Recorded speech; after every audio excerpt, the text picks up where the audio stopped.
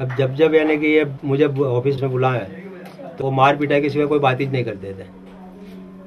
तो उस वक्त मैंने फिर उनको आखिर में बोल दिया कि भाई आप मुझे मारो मत, अगर मारनी है तो गोली मार दो, लेकिन मुझे इतना परेशान, इतना टॉर्चर मत करो।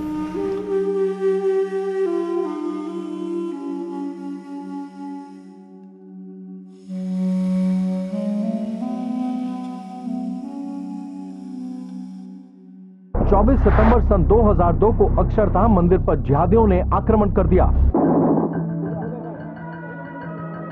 The unfortunate events of 2002 Gujarat were a national tragedy that not only claimed lives but also victimized the innocent. The Supreme Court has said that it expresses anguish on incompetence of investigating agencies and police caught innocent people instead of booking real culprits.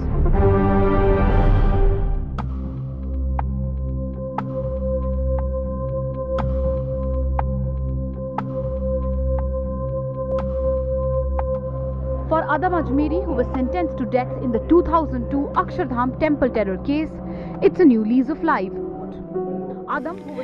Adam Suleiman Ajmeri was one among the 6 who were accused in the Akshardham temple attack, but later acquitted. He recalls the horror that unfolded on the night of his arrest, when he was blindfolded and taken for questioning by the officers of Crime Branch. उन्होंने बोले कि तू ये जितने भी जो है ना 2002 के बाद जो ट्रेन जली गोधरा की 2002 के अंदर, तो उस ट्रेन के बारे में क्या जानता है? मतलब साहब इस ट्रेन के बारे में इतना ही जानता हूँ कि ट्रेन जली हुई है और इतने आदमी जले हुए हैं। अब कौन है, क्या है, कैसा है मुझे मालूम नहीं है, मैं अखबार में पढ़ता रहता हूँ। तो बोले अच्छी बात है। अच्छा, फिर हरेन पंड्या के बारे में क्या जानता है? मतलब हरेन पंड्या के बारे में कुछ नहीं जानता, मैं अखबार में पढ़ा था, वो होम मिनिस्टर थे और उनका मर्डर हो गया है। अच्छा, बोले टिफ़िन बम के बारे में क्या जानता है? मतलब टिफ़िन बम, तो बोले बसों के अंदर जो टिफ़िन बम जो ब्लास्ट हुए थे, तो उस दौरान भी मैंने बोला मुझे कुछ मालूमात नहीं है। फिर उसके बाद उन्होंने कुछ सूरत का केस था हसमुख लाल वाला करके, उसके बारे में पूछा। फिर जिहादी षड्यंत्र के बारे में पूछा। ऐसे जितने भी जो पोटा के तहत जितने भी केस लगते थे, उन लोगों ने केस के बारे में पूछा। और वो केस तो उन्होंने ये बताया, बोले कि भाई ये केस तू अगर कुछ नहीं जानता तो फिर हम तेरे को जानकारी दे देते, तुझे कौन से केस में जाना है, इतने सारे केस है।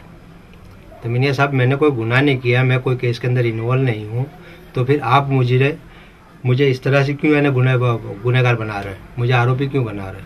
तो बोले बस हमारी मर्जी, हम बनाएंगे बोले। फिर मुझे मार पिटाई शुरू हो गई।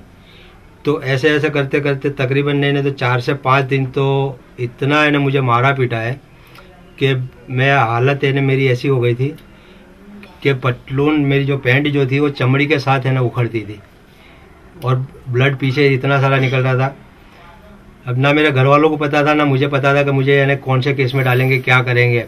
अब मेरे घर वालों से मैं मिलने की कोशिश करता था, लोग मैं बोलता था कि मेरे घर वालों से मिलना है, तो मुलाकात नहीं कराते थे। तो उस दौरान उन लोगों ने फिर बोले कि इसको अक्षरधाम के अंदर फीड कर दो, बोले ये अपना काम हो जाएगा बोले। Adam Bhai's forceful accusation in the case not only robbed him of 11 years of life but also put his family through immense trauma and hardship. Police वाला रात को 2 बजे आवा, 3 बजे आवा, सारा ऊपर से सामान नीचे फेंके, हमारी पेटियां कपड़ा सब ढीला करा। बच्चा खावा ना खावा ना सो जावा। त्यौहार आवा जब भी बच्चे रोवा, पप्पा कहाँ गए, कपड़े दिलाओ ना, मम्मी पप्पा को बुलाओ ना, कपड़े दिलाओ, मम्मी पप्पा को बुलाओ ना। कुछ अच्छा ही ना लगे ना अपन को, जैसे क्या कर रहा है ना। कई बार तो मेरे को खराब भी विचार आवा, जैसे अपघात करके मर जाऊं, कहीं नदी में भूसका मारूं, कहीं कुछ करूं, किस तरह करूं, इतने बच्चे मैं किस तरह पालूंगी, किस तरह बढ़ाएंगे, क्या करूं, किस तरह खिलाऊं। Circumstances pushed Adam Bhai's young children to quit school and help their mother. घर में आके एक ही बात बोलता था उसकी अम्मी को कि मैं स्कूल नहीं जाऊंगा। तो उसकी अम्मी पूछे क्यों नहीं जाएंगे? बोले मुझे सब चिढ़ाते हैं। तो बोले चिढ़ाते हैं, बोले कि तेरा बाप आतंकवादी है, तू तो आतंकवादी नहीं है। सब भाई बहन छोटे थे, कैसे काम करना, क्या मम्मी के साथ में जाते थे काम करने के लिए, वही खाने के लिए भी तरसते थे हम लोग कि हम कैसे खाना खाए, कोई आजू बाजू से आके कोई खाना देगा तो हम लोग खाएंगे, इतने तरस रहे थे हम 12 साल के अंदर। वही कपड़े धोने के लिए जाओ, कोई जूता दे देता था तो वो भी खा लेते थे हम लोग, कि हम जूता खा लेते।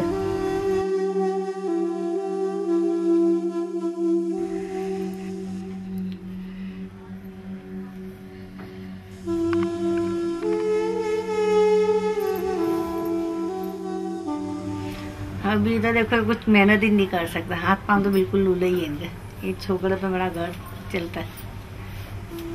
मैं सिलाई काम करता हूँ। मैं कुछ महीने 5-6 हज़ार रुपये जैसे कमा लेता हूँ। अभी मैं जेल से छूट के आया हूँ, अभी मुझे कुछ काम करना है। मैंने काम के लिए, नौकरी के लिए तलाश भी की, लेकिन मेरे लायक ना कोई काम है ना कोई नौकरी है। दोस्त लोगों ने भी जब अंदर था तो घर वालों को मदद कर देते थे, लेकिन अब बोले तू आ गया है तो अब तू खुद ही कर ले सब, जो भी कुछ करना है वो। तो जो अंदर था उससे ज़्यादा तकलीफ अभी और बाहर आने से हुई है। Although Adambai has found his freedom after 11 years, his hardships continue. He struggles to get his life back together and provide for his family. मुझे गाय भैंसों का तबेला डालने का पूरी उम्मीद है कि मैं कुछ भी 6 महीने साल के अंदर कभी भी काम करूँगा तो ये करूँगा। और मुझे थोड़ा बहुत कुछ नॉलेज भी है।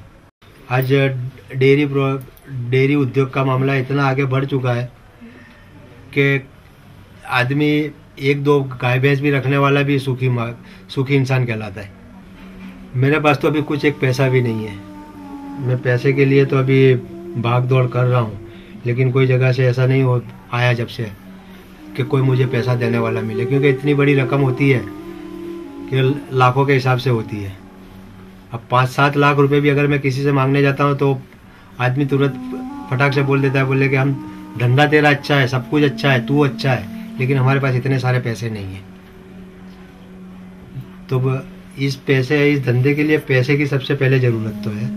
अब वो पैसा कहाँ से आएगा मेरी समझ में नहीं आ रहा।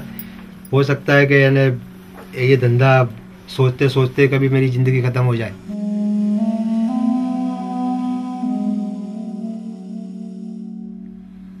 Adambai's hope is to make up for the years lost in prison and secure his family for the times ahead. A difficult task unless we as fellow citizens also contribute. We can help Adambai reclaim whatever is left of his life by supporting his new endeavor for a livelihood.